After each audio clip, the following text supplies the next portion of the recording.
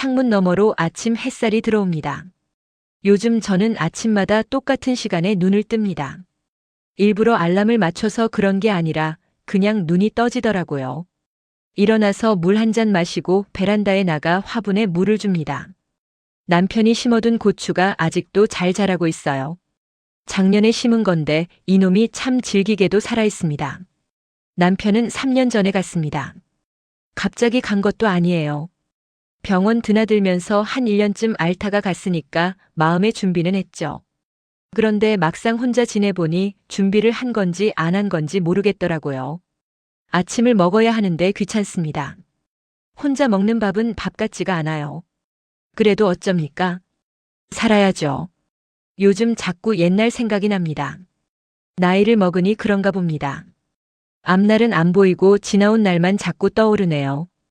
그 중에서도 유독 자주 생각나는 게 하나 있습니다. 아들 녀석 이야기입니다. 우리 아들은 지금 45입니다. 결혼도 했고 애도 둘 낳았어요. 잘 살고 있는지는 모르겠습니다. 연락을 안 하니까요. 정확히는 제가 안 받습니다. 1년에 한두 번 명절 때나 생일 때 전화가 옵니다. 핸드폰 화면에 아들이라고 뜨면 저는 그냥 그걸 보고만 있어요. 울리다가 끊기면 그냥 그대로 둡니다. 왜 그러냐고요? 글쎄요. 저도 잘 모르겠습니다. 그냥 받기가 싫어요. 사실 처음부터 이랬던 건 아닙니다. 아들이 어렸을 때는 참 많이 안아줬어요. 제가 원래 애정 표현을 잘하는 사람은 아닌데 그래도 어릴 땐 그랬습니다. 조그만 손으로 제 치마를 붙잡고 따라다니던 모습이 아직도 눈에 선합니다. 그런데 그 녀석이 초등학교 들어가면서부터였을까요? 점점 달라지기 시작했어요. 저희 집은 가난했습니다. 남편은 공사판에서 막노동을 했고 저는 남의 집 청소를 다녔어요. 아침 일찍 나가서 밤늦게 들어오는 날이 많았죠. 아들은 학교 끝나면 혼자 집에 있었습니다. 밥은 아침에 제가 해둔 걸 데워 먹으라고 했고 숙제는 알아서 하라고 했어요. 그때는 그게 당연한 줄 알았습니다. 우리 부모님도 그렇게 우리를 키웠고 주변 사람들도 다 그렇게 살았으니까요. 아들이 중학교에 들어갔을 때였습니다. 어느 날 담임 선생님한테 전화가 왔어요. 학교에 잘 안 나온다고 나와도 수업 시간에 자기만 한다고요.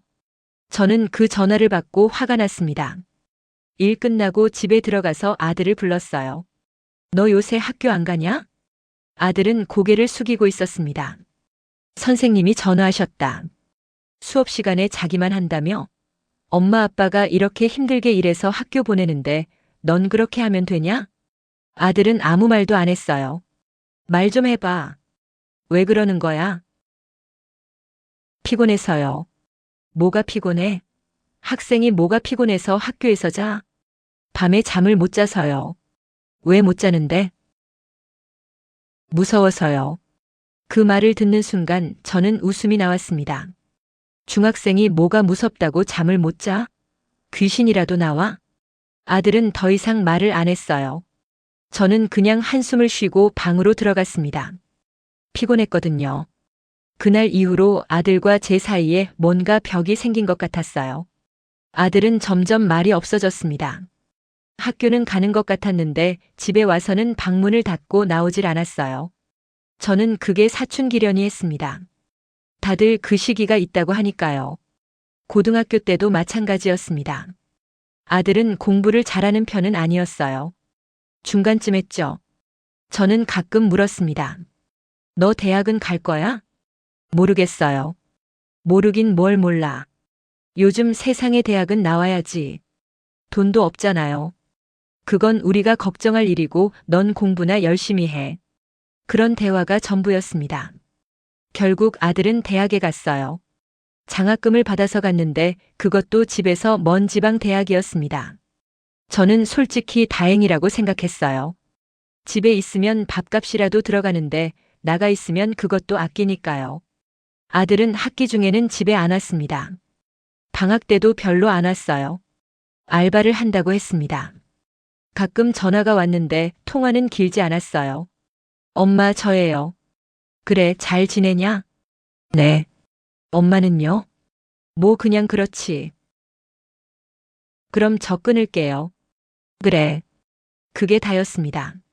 그러다 아들이 대학교 4학년 되던 해 겨울이었어요. 아들이 집에 왔습니다. 취업 준비한다고요. 그런데 그때 아들 얼굴을 보니까 많이 야위어 있더라고요. 너 밥은 먹고 다니냐? 네. 야위었다. 괜찮아요.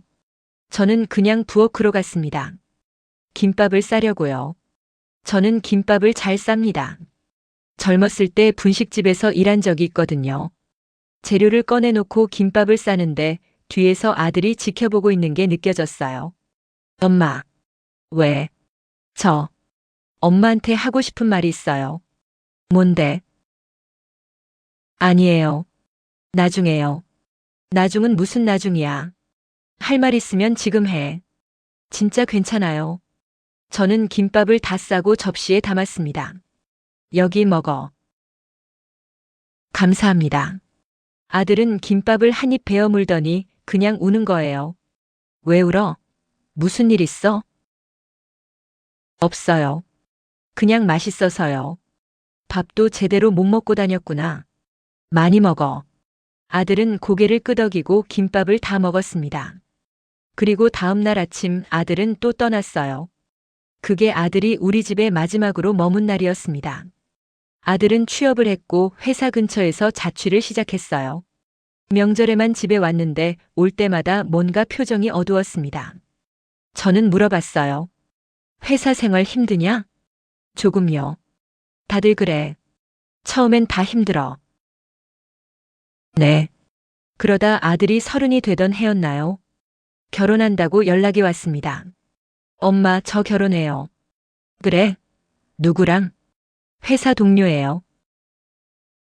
그래. 잘 됐다. 결혼식 올릴 건데 올 수 있으세요? 가야지. 결혼식 날 저는 남편이랑 같이 갔어요. 신부는 조용해 보이는 애였습니다. 아들이랑 잘 어울려 보였어요. 식 끝나고 아들 부부가 저희한테 왔습니다. 엄마, 아빠 감사합니다.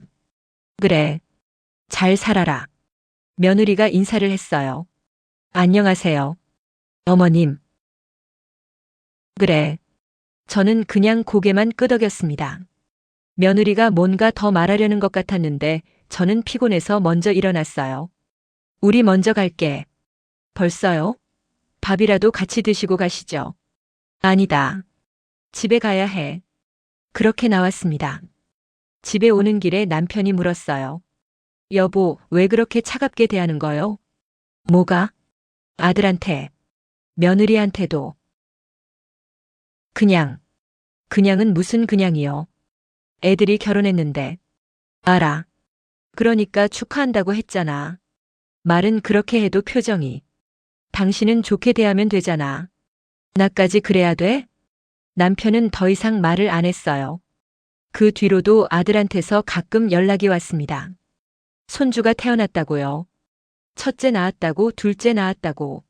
저는 그때마다 그래, 잘 됐다라고만 했어요. 아들이 물었습니다. 엄마, 손주 보러 안 오세요? 나중에. 언제요? 나중이면 나중이지. 바빠. 사실 바쁜 건 아니었어요. 그냥 가기 싫었습니다. 왜 그랬을까요? 지금 생각해보면 저는 아들이 원망스러웠던 것 같아요. 왜 엄마한테 더 의지하지 않았는지, 왜 말을 안 했는지, 왜 혼자 다 사귀고 살았는지. 그게 서운했던 거죠. 어린 마음에 무서워서 잠을 못 잤다는 아들한테 저는 웃었습니다. 그리고 그 얘기를 다시는 꺼내지 않았어요. 아들도 저한테 다시는 그런 말을 안 했습니다. 우리는 그렇게 서로한테서 멀어졌어요. 그리고 저는 그게 아들 탓이라고 생각했습니다. 남편이 돌아가기 한 달 전쯤이었어요. 병원 침대에 누워있는 남편이 제 손을 잡았습니다. 여보. 왜? 아들한테 연락 좀 해요. 갑자기 왜? 나 죽으면 당신 혼자 남잔소. 외롭게. 괜찮아. 괜찮긴 뭐가 괜찮아요. 아들이 있는데 왜 이렇게 사는 거요? 내가 알아서 해. 여보. 아들한테 미안하지 않소? 그 말에 저는 화가 났어요. 왜 내가 미안해야 돼? 내가 뭘 잘못했는데? 당신 잘못이 아니라 그냥 뭐? 남편은 한숨을 쉬었습니다.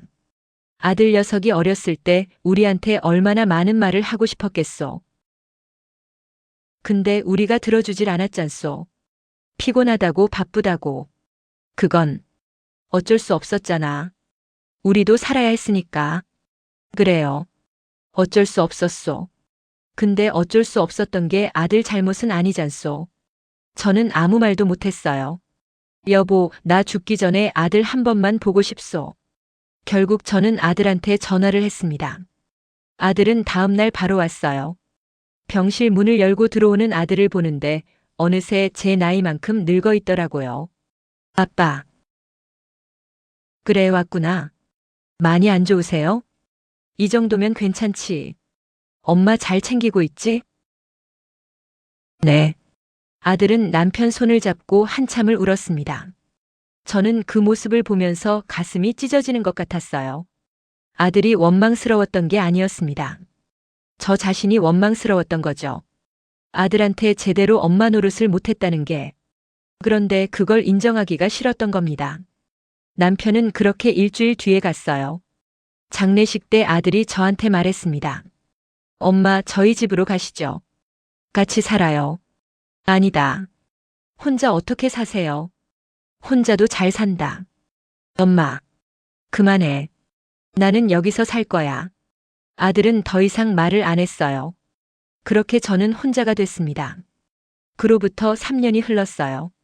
처음 1년은 괜찮았습니다. 혼자 사는 게 뭐 별거 아니더라고요. 그런데 2년째 되니까 외롭기 시작했어요. 말 한마디 할 사람이 없으니까요. 3년째인 지금은 그냥 무뎌졌습니다. 아들은 아직도 전화를 합니다. 명절 때, 생일 때. 저는 여전히 안 받아요. 받으면 뭐라고 해야 할지 모르겠거든요.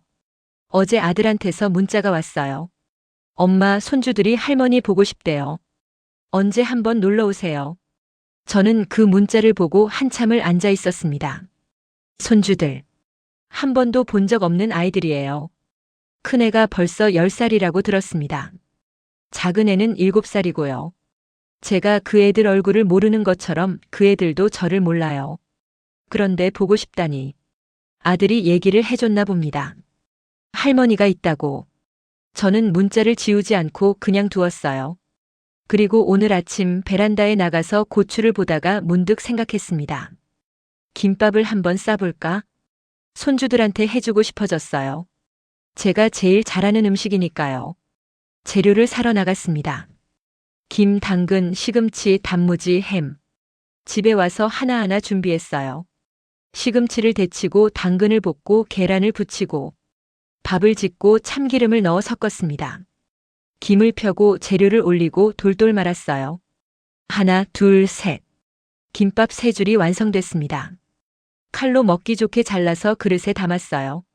참 예쁘게 됐더라고요. 저는 그 김밥을 보면서 울었습니다. 혼자서 한참을 울었어요. 왜 진작 이렇게 못했을까? 왜 이제야 이러고 싶어졌을까?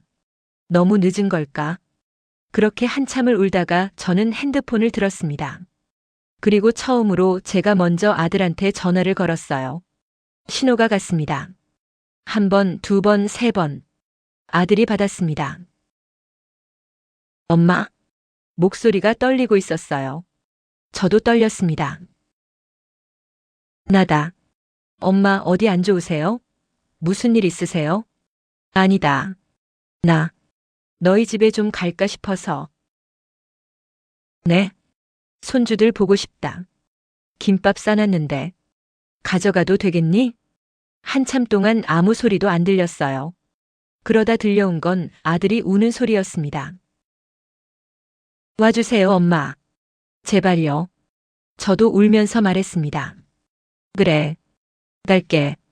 전화를 끊고 저는 김밥을 도시락에 담았어요. 그리고 오랜만에 옷장을 열어 괜찮은 옷을 꺼냈습니다. 거울을 보니 늙은 할머니가 서 있더라고요. 그래도 괜찮았어요. 이제라도 가는 게 어디예요. 늦었지만 지금이라도. 현관문을 열고 나서면서 생각했습니다. 손주들이 김밥을 좋아할까? 할머니가 만든 김밥 맛있다고 해주면 좋겠어요. 그러면 저는 그 애들한테 많이 해주고 싶습니다. 제가 아들한테 못해준 것들을요. 늦었지만 지금이라도요. 인생은 참 이상합니다. 놓쳤다고 생각한 순간도 다시 잡을 수 있는 때가 온다는 걸 이제야 알았습니다. 다만 그걸 알아채는 것, 그게 중요한 것 같아요. 그리고 용기를 내는 것. 늦었다고 생각 말고 지금이라도